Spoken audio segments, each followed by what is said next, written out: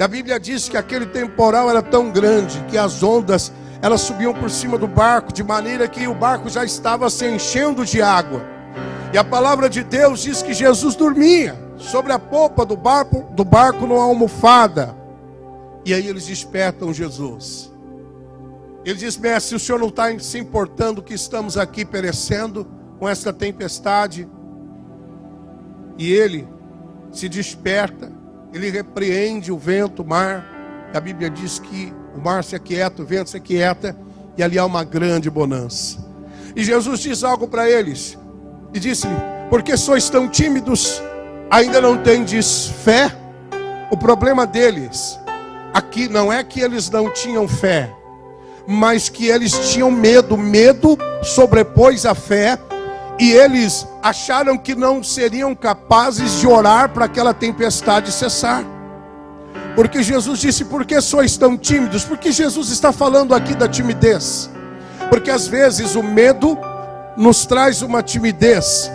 O medo nos impede de acreditar que somos capazes de orar por grandes milagres, de orar por grandes manifestações do poder de Deus.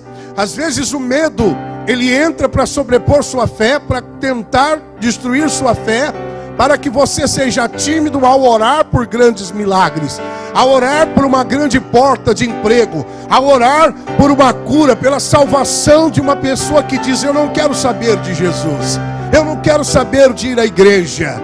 E às vezes a timidez, o problema vem para nos trazer medo, para nos intimidar, para sermos tímidos e não orarmos com ousadia ao Senhor. Foi isso que Jesus disse: por que sois tão tímidos?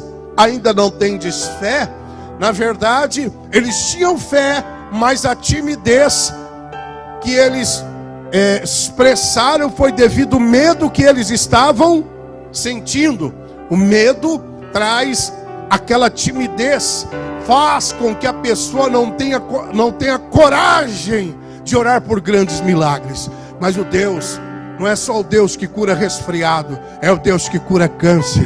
O nosso Jesus é o Jesus que ressuscita os mortos.